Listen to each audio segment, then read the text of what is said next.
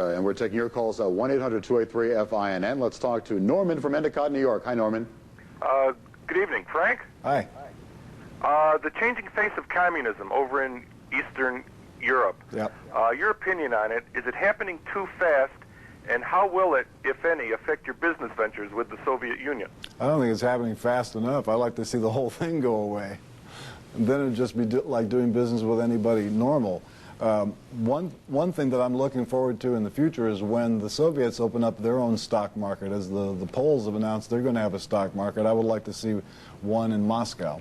Frank, are you just doing business with the Russians or any of the other Eastern Bloc countries? Well, I have some people that I've been speaking with in Hungary, but I haven't been there yet. Okay. Doug from Cliffside Park, New Jersey. Hi, Doug. Hi, Frank. Hi. I'm in the process of reading your book, and I'm enjoying it very much. Good. In your book, you made a comment that you thought you weren't a virtuoso guitar player. What album or material you have demonstrates your guitar work the best? The most recent guitar album is called Guitar, and it was put out in '88, so let's try that one. Okay, Bob from Davis, California. Hi, Bob. Hey, Frank. Hi. I got a question. How do you suggest that parents monitor their kids' music without having the extreme of rated music and without having to buy some of this stuff that I don't particularly like to listen to? What kind of advice do you have?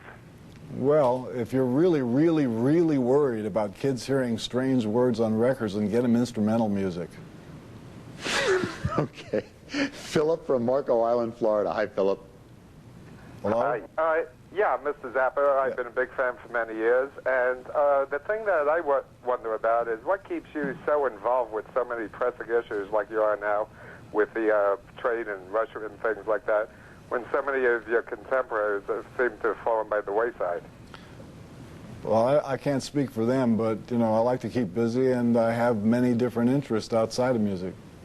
What is it about business that fascinates you, Frank? You've always been a businessman. Back in the 60s, when it wasn't chic, you were calling yourself a businessman. Well, I call it the way I see it, and I was a businessman, and everybody in the rock and roll business is a businessman. You can't just say, oh, yeah, I'm an artist, because basically what you're doing while you're in there is making money. Now, if you want to pretend like you're not making money, and if you want to pretend like you don't know where the money goes, then you won't enjoy the results of that. You have to pay attention to the business side of it. And you're looking prosperous, we're happy to say. Well, Seth from Norwich, Connecticut. Hi, Seth. Yeah, hi. Hello? Hello? Go ahead, Seth. I was just reading your book, and I found the section on the drug policy very interesting. I was wondering what your opinion was of George Bush's war on drugs that he's waging currently. Well, let your mind drift back. Just a few years ago, see if you remember when Ronald Reagan announced a war on drugs. Do you remember that fateful day? The whole idea of war on drugs, it's a political tool. It perks things up a bit. And you can see that from the announcement that Bush made, there was a lot of flag waving and jumping around, but what's the results? It goes off the news in 2 weeks. In the case of the Reagan war on drugs, the way he announced it was he accused Hollywood of making movies that promoted drugs. And that was the lead story on the CBS News about 2 years ago. And it was embarrassing because the instant suggestions were that Hollywood caused the drug problem because they made movies with people using drugs, and also the record industry contributed to it because they had songs with drugs in it. And it was a completely bogus, naive idea, and this was followed up with the remedy that we should drug test everybody in the United States, leading to the concept of the possibility of a piss police patrolling your neighborhood by the end of the week. So I'm waiting for George's piss police.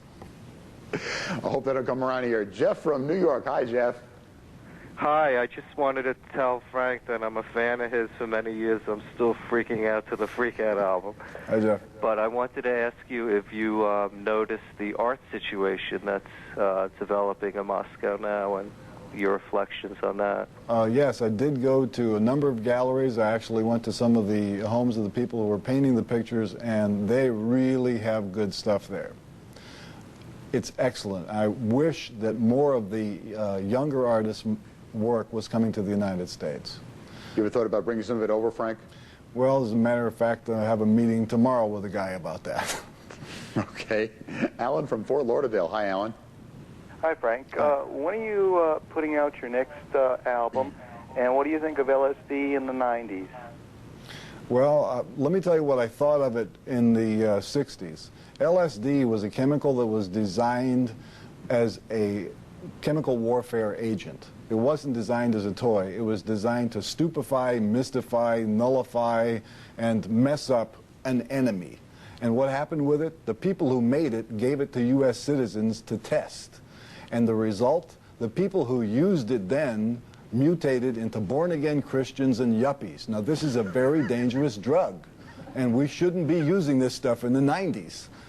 Because if you give LSD to a yuppie, there's no telling what's going to come out. Okay, Peter from Vero Beach, Florida, you're on with Frank Zappa. Hi, Frank. It's an honor and a thrill to be able to talk to you. I'd like to ask you, though, with all the current droppings in the political barriers that you keep seeing and hearing, do you see the world becoming more as just one place where everybody seems to be able to get along and work together? I wish it were true. The biggest stumbling block to that, sorry to say, is the U.S. government. This nation is the nation on the planet least prepared for peace.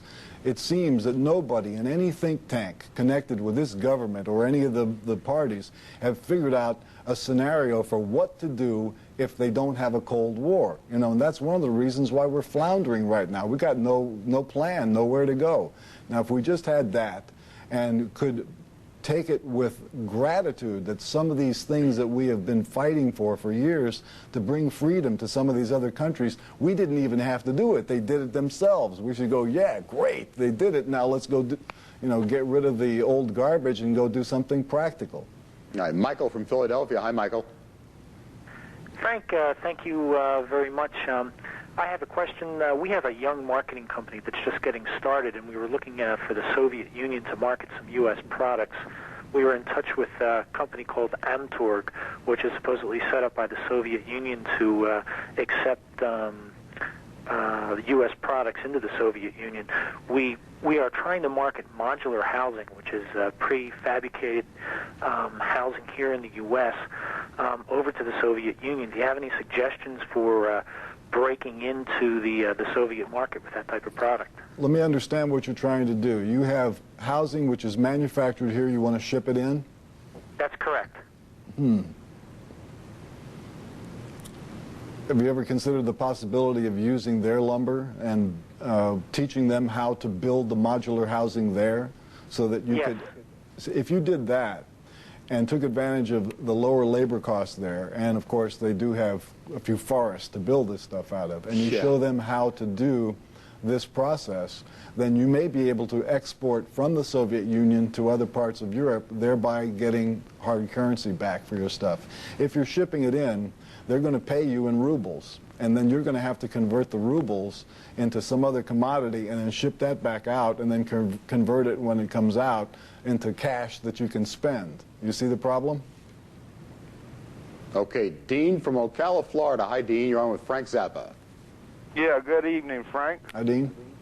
I want to thank you first off for many years of entertainment and enjoyment.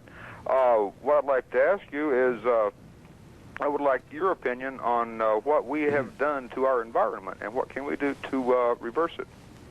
Well, we've messed it up real good. You know, it seems to be one of the few things that Americans have proved to be excellent at. We have managed to do things to an environment that other people haven't even dreamed of yet, because we have the tools, we have the chemicals, and we've been dumping them all over the place. Now, if we don't do something soon about the water and about the air, you won't have to worry about giving LSD to yuppies in the 90s. There won't be any by the year 2000. We have to spend the money and fix this stuff now, otherwise it's going to affect everybody. It's not a matter of business, it's a matter of life and death. I really think it's getting to a critical situation now. Frank, we have about 20 seconds left. When are you going to Russia next? Probably within a couple of months. I hope you'll come back after your next trip. Okay. Frank Zappa, thanks very much for being with us. We'll be back with a look at tomorrow's show after this. Stay with us here on FNN Focus.